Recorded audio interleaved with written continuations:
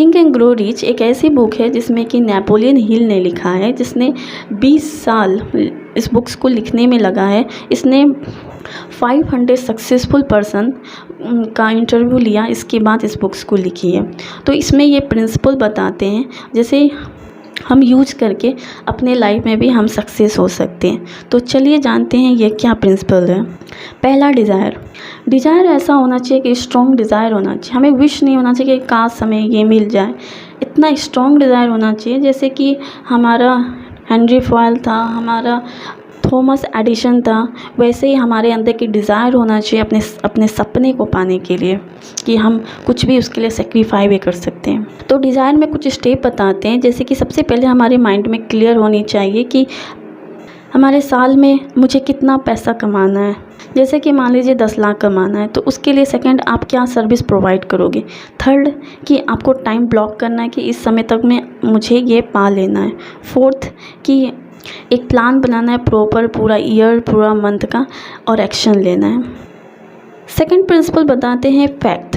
हमें अपने ऊपर विश्वास होना चाहिए। जो काम जो एम है, जैसे कि बोलते हैं जितने भी सक्सेसफुल पर्सन हैं कि जब जो काम हमें पसंद है वही काम हमें करना चाहिए, क्योंकि हमें उसमें करने में मज़ा भी आता है और हम बहुत अच्छे से कर सकते हैं। तो यही है कि हमें उस पर विश्वास, अटूट विश्वास होना चाहिए कि ये मैं कर सकता हूँ।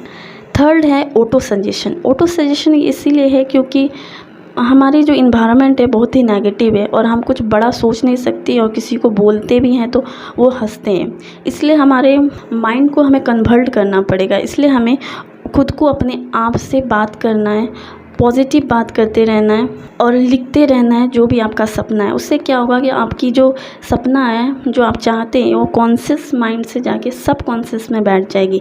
जब सब कॉन्शियस में बैठ जाएगी, जैसे कि आप गाड़ी चलाते हो, पहले तो आपको बहुत ध्यान से वो काम करना पड़ता है, बाद में धीरे धीरे आपको फिर पता ही नहीं चलता है कि आपने कब गाड़ी चला के कहाँ पहुँच गए और कहाँ हमें जाना था।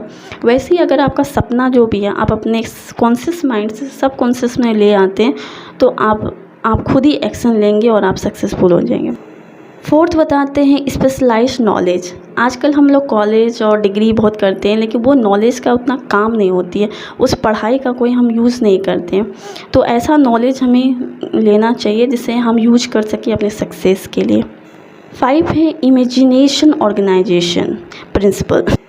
इस दुनिया में सुई से लेकर हेलीकॉप्टर तक कुछ भी है, सबसे पहले हमारे माइंड में इमेजिनेशन हुआ, हम उसे माइंड में पहले देखे, फिर वो पेपर में आया, फिर इस दुनिया में आया।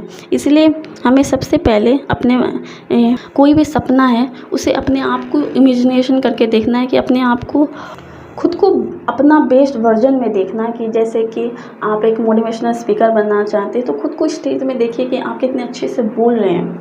या आप कोई यूट्यूबर बनना चाहते हैं, बिजनेसमैन बनना चाहते हैं, तो आप देखिए कि आप कस्टमर को कितना अभी आपका वैल्यू कितना है, और आगे आपको करना चाहिए कि 2 महीना बाद, 1 साल बाद कि मेरा क्वालिटी जो है इतना ज़्यादा इम्प्रूवमेंट हो जाएंगे। 7 डिसीजन मेकिंग।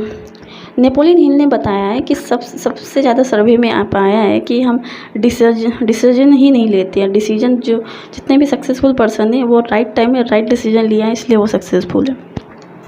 और 8 प्रिंसिपल बताते हैं कि परसिस्टेंस मीन्स कोई भी आपका गोल है, आपको छोड़ना नहीं है कि कोई भी दिक्कत आ गया तो आप छोड़ दें, डेली उस पर काम करते रहना है। 9 प्रिंसिपल है पावर ऑफ मास्टर माइंड।